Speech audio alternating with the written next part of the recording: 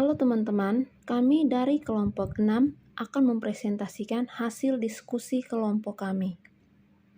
Bunyi pertanyaan nomor 1, bagaimana mengakomodasi berbagai kebutuhan perkembangan, gaya belajar, pengetahuan sebelumnya, dan minat peserta didik, sambil tetap menjaga arah pembelajaran pada tujuan.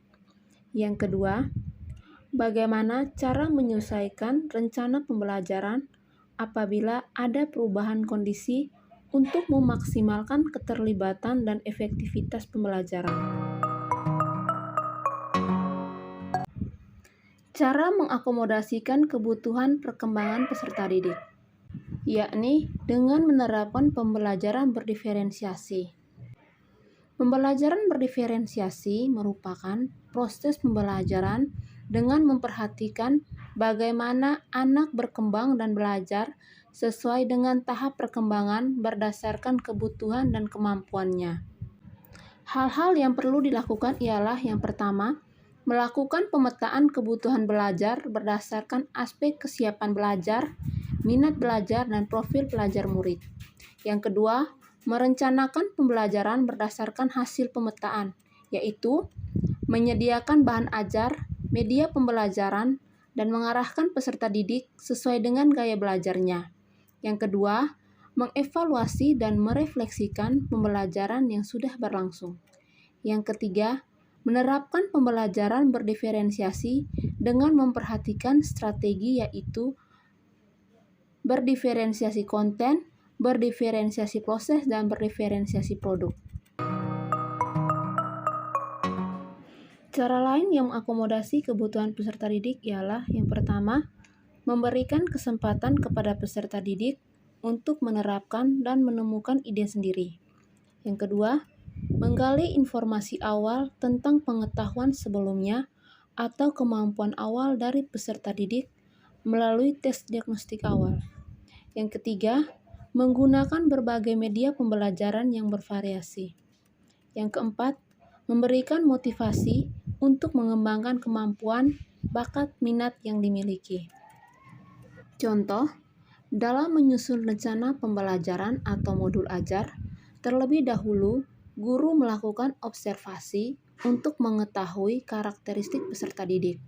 Selanjutnya, guru menentukan media pembelajaran, model, dan pendekatan berdasarkan hasil observasi tersebut yang sesuai dengan kebutuhan dan kemampuan siswa. Dalam menyusun, guru menyajikan video, gambar, dan juga studi kasus atau artikel untuk menjawabi gaya belajar peserta didik, yaitu auditory, visual, dan kinestetik. Selanjutnya, dalam pelaksanaan pembelajarannya, guru memberikan peserta didik untuk berperan aktif, di mana guru menggunakan model pembelajaran PBL sehingga siswa diarahkan untuk memecahkan suatu permasalahan yang ditemukan dalam lingkungan sekitarnya dan mempresentasikannya. Di akhir pembelajaran, guru memberikan kesempatan kepada siswa untuk melakukan review atau refleksi terkait pembelajaran yang sudah dilaksanakan.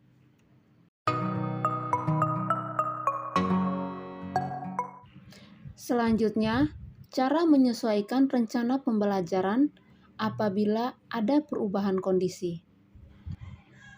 Hal pertama yang dilakukan ialah menganalisis berbagai hambatan atau perubahan kondisi yang terjadi saat proses pembelajaran. Dalam hal ini, sebagai guru, tentunya mencari tahu terlebih dahulu secara mendalam apa penyebab sehingga terjadinya perubahan kondisi pada saat proses pembelajaran. Yang kedua, memprediksi tantangan yang akan muncul selama proses pembelajaran.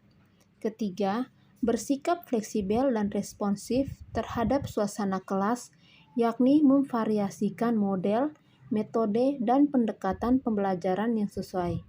Yang keempat, fokus pada tujuan pembelajaran yang telah dibuat sebelumnya.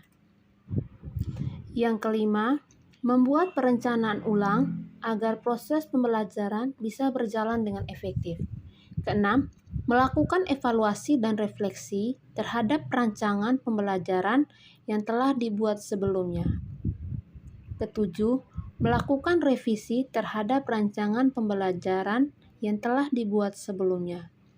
Kedelapan, siapkan lebih dari satu RPP sebagai cadangan apabila sewaktu-waktu mengalami kondisi tertentu, kita bisa menggunakan RPP cadangan tersebut sebagai solusi alternatif yang sudah kita siapkan. Yang kesembilan, buat rencana pembelajaran dengan memanfaatkan teknologi digital sebagai fasilitas untuk menyesuaikan kondisi. Contohnya, pada materi fotosintesis, guru menggunakan metode pembelajaran diskusi dan setiap kelompok harus maju untuk mempresentasikan hasil diskusi tersebut. Tapi karena waktu yang terbatas, maka satu kelompok mempresentasikan satu soal diskusi untuk meminimalisir waktu sehingga kelompok lain menanggapi dan pada saat itu akan terjadi diskusi antara kelompok yang satu dengan kelompok yang lainnya. Namun, dalam kondisi tersebut, semua siswa tetap mengerjakan LKPD yang sudah diberikan.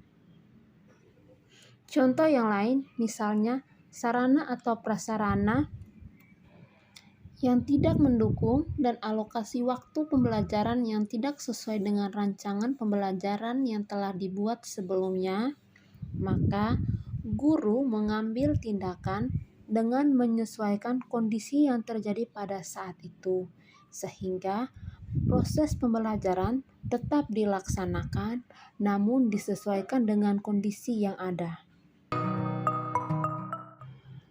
Sekian presentasi dari kelompok kami ucapkan terima kasih.